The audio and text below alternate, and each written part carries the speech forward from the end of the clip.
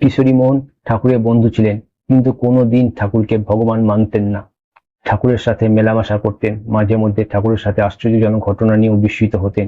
কিন্তু তিনি যে স্বয়ং ভগবান, মানুষ রূপ ধারণ করে মর্তে এসেছেন লীলা করতে, তা কিশোরী মোহন কোনোদিন বুঝে উঠতে পারেননি আর বিশ্বাসও করেননি। তাই কিশোরী মোহন একবার ঠাকুরকে পরীক্ষা করেছিলেন। কিশোরী মোহন দাস শ্রী শ্রী হরনাথ ঠাকুরের পরম ভক্ত ছিলেন।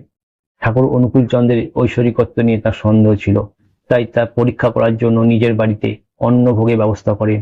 তাই দুটি আসন পেরে একটিতে শ্রী শ্রী হরনাথ ঠাকুরকে ভোগ নিবেদন করেন, আর একটি আসনে শ্রী শ্রী ঠাকুর অনুকূল চন্দ্রকে ভোগ নিবেদন করেন। তখন কিশোরী মোহন অপেক্ষা করতে থাকলেন কখন ঠাকুর অনুকূল চন্দ্র তার বাড়িতে নিবেদিত ভোগ গ্রহণ করে।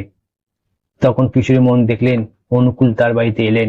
তারপর ঠাকুর অনুকূল চন্দ্র কিশোরী মোহনকে বললেন, ডাক্তার, আজ তো দেখছি তোমার খাবারের দারুণ আয়োজন, আজ একটু খেতে দেবে নাকি? তখন কিশোরী মোহন বললেন, তোমার যেটা ইচ্ছা সেটাই খাও। তখন ঠাকুর হরনাথের উদ্দেশ্যে যে ভোগ নিবেদন করেছিল তার ঢাকনাটা খুলে বললেন, এটা খাবো না, তাহলে তোমরা রাগ করবে। কিশোরী মোহন তখন ঠাকুরকে খাওয়ার জন্য বললেন, কিন্তু ঠাকুর খেলেন না। ঠাকুরের জন্য যে ভোগ নিবেদন করা হয়েছিল সেটাই তিনি গ্রহণ করলেন। পরে তিনি হরনাথের উদ্দেশ্যে দেওয়া ভোগ সেটাও তিনি গ্রহণ করলেন আর বললেন, এটাও আমারই ভোগ ছিল।